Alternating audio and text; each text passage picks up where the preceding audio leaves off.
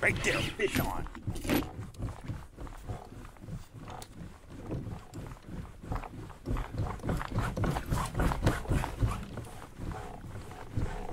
I'm going to cut across in front of you, Tom.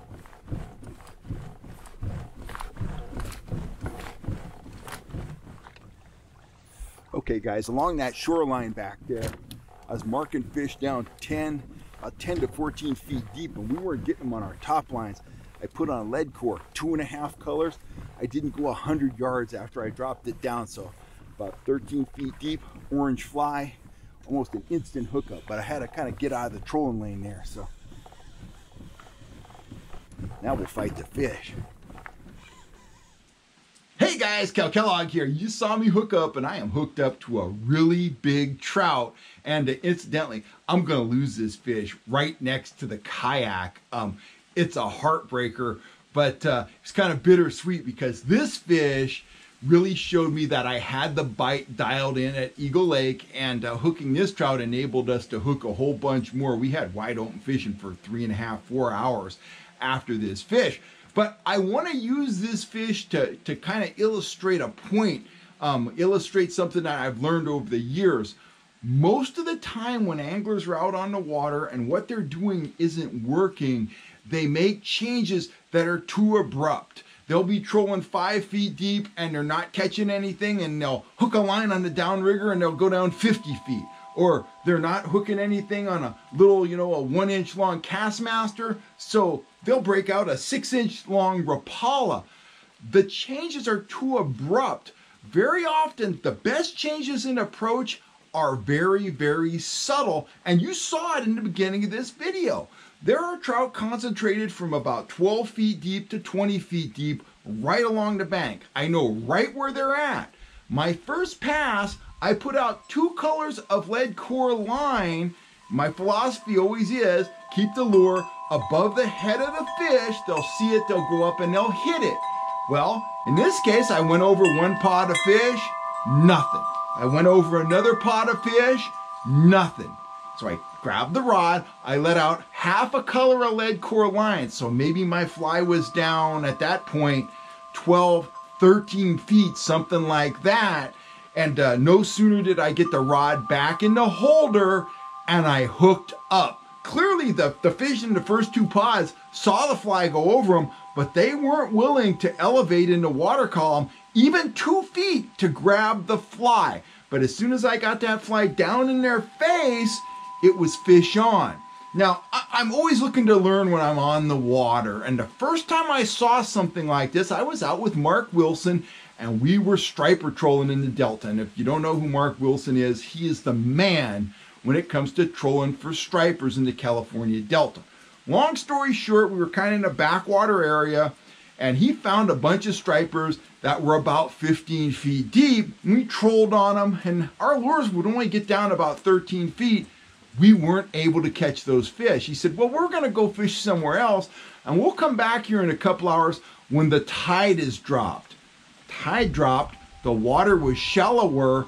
When we got back there, cut 35 stripers to about 16 pounds because the stripers weren't willing to elevate in the water column to grab our plugs when we first found the fish. But once we got the plugs, down on the same level as the fish, it was fish on, fish on, fish on for about, 2.5 or 3 hours. It was an incredible bite. So I've always had that in my mind, and when I, put my lure down, my fly down at 10 feet at Eagle Lake, and I wasn't able to catch those fish, it would have been easy if I didn't have much experience to say, I need a different lure, or these fish just aren't biting. But I didn't do any of that. I didn't change lures, I didn't change tactics. All I did was drop the fly down 2 or 3 feet, and it made all the difference in the world. It went from 0 action to wide open action because I let out another 15 feet of lead core line.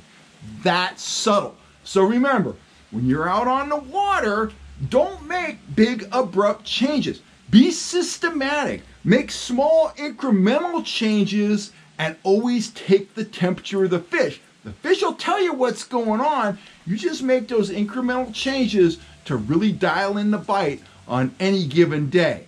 watch me lose this fish, and then watch me catch this next one that, you know, I go through a pot of fish, and I get 2 or 3 hits, and then I hook one. So once we figured out that 12 to 13 feet was the magic depth, it was all smiles and high fives. It was big trout. It was multiple hookups. It was very exciting. File that away in the memory bank. I'll catch you next time right here on YouTube, guys. Thanks a lot. I'm Kel Kellogg. I don't think so, because right there, fish on. I can see the marks. Oh, fish off. Oh, no, wait.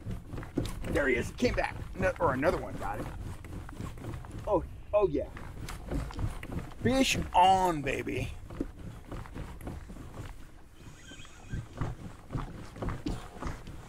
Got a lot of boat traffic out here. That was a pretty sharp turn. Oh, he's tearing off line. Wow. Get going this way. Hopefully I won't tangle that other line. When you turn back on a fish like that, you gotta keep up with the reel. Fish is way over there.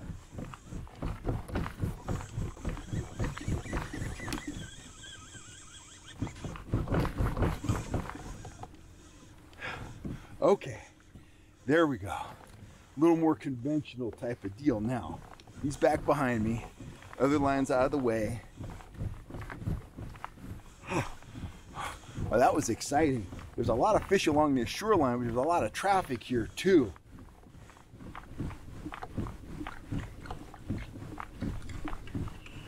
Oh, what a run. They're the best fighting trout ever. They're like steelhead.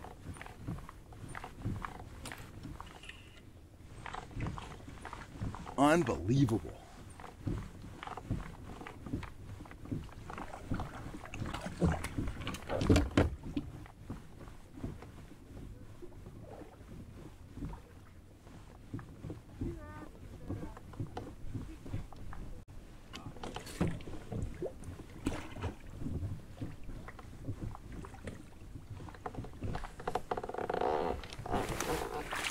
Right there, just like that. Bam! Whew. And the hook came out. Look at that stud. Look at that awesome rainbow. Unbelievable. We'll get him revived and get him back in. What an incredible fish. That's what you come to Eagle Lake for.